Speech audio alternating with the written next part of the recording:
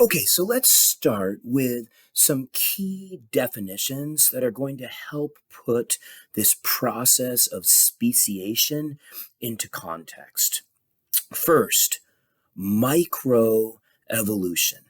Micro, of course, means small, and this specifically refers to changing allele frequencies or proportions over time from one generation to the next. Allele frequencies, they're going to fluctuate. For example, in your lab last week, you explored industrial melanism in the peppered moth in response to the Industrial Revolution in the United Kingdom. Recall that an allele is simply an alternate version of a gene. So, in the case of our beloved pepper moths, the alleles are big D and little d. You recall that as the environment changed during the Industrial Revolution, in London and big cities, we have these factories with smokestacks that are going to burn coal, and the emissions, the soot, is going to cover the trees in the surrounding countryside.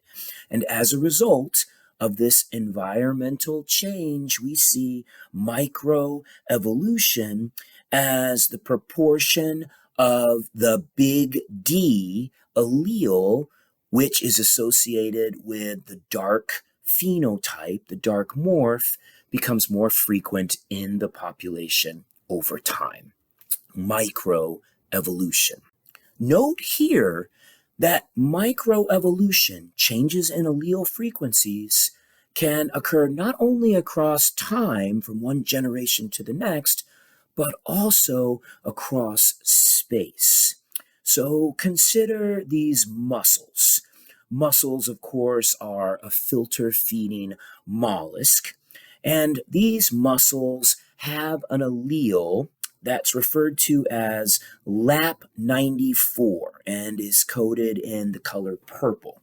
LAP94 is going to help mussels osmoregulate. That is, cope with increasing levels of salinity in the water and maintain an optimal water balance. As we would predict, as we move and sample the allele proportions across these 11 populations of mussels, population number one, which is way deep in Long Island Sound, is going to have the lowest proportion of LAP94. Why? Because this water is more brackish. It's a mixture of salty ocean water as well as freshwater runoff from the rivers. But as we move out Long Island Sound and we go out here on the oceanic side, here on the Atlantic Ocean, you can see population number 11. Now, a very high proportion of individuals are going to possess the LAP94 allele, which helps them deal with saltier water. So we're going to come back to microevolution, changing allele frequencies over time from one generation to the next or across space in the next learning activity when we discuss, cue the ominous music, the dreaded Hardy-Weinberg equilibrium equation. In contrast to microevolution, macroevolution represents big, broad patterns in lineages above the species level that we observe in the fossil record. So, great example of macroevolution. So these terrifying creatures are so much more kick-ass than the dinosaurs, and they were around as recently as 1.8 million years ago, and nobody appreciates them. So these are the terror birds. So it's a lineage that consists of at least 18 flightless carnivorous birds that ranged in size from 3 feet to a whopping 10 feet tall.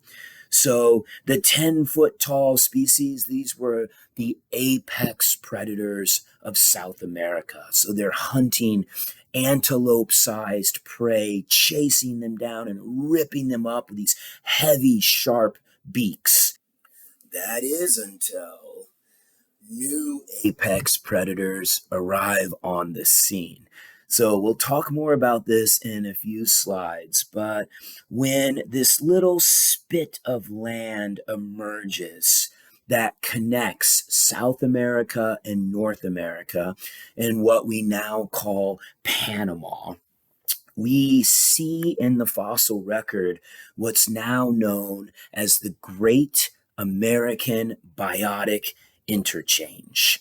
So during this exchange of mammalian lineages, you're going to have apex predators from North America, saber-toothed cats, and dire wolves and bears that are going to move across this narrow bridge of land and colonize South America. And these mammalian predators are going to outcompete the terror birds. And we can see this in the fossil record. So this is what I mean by macro evolution, big, broad patterns that we see above the species level.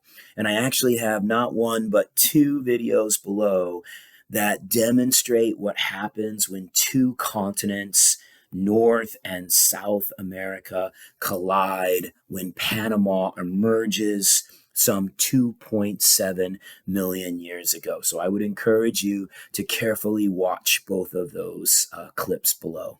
So how do we complete the puzzle? How do we connect changes in allele frequencies from one generation to the next over time or across space? How do we connect microevolution to big, broad patterns that we see in the fossil record? What connects these two pillars of evolutionary theory? And the answer is our focus today: speciation, the process by which one gene pool is going to be intersected by some sort of barrier to gene flow. If that barrier is maintained, if reproductive isolation is maintained over time, new mutations are going to accumulate in both of these separated populations. Not only mutations, but also natural selection may very well act differently on each of these two separated populations. And then, if enough time elapses and enough genetic dissimilarity emerges, even if over time these two gene pools come back together, they're no longer capable of mating and producing viable, fertile offspring, which is where we're going next.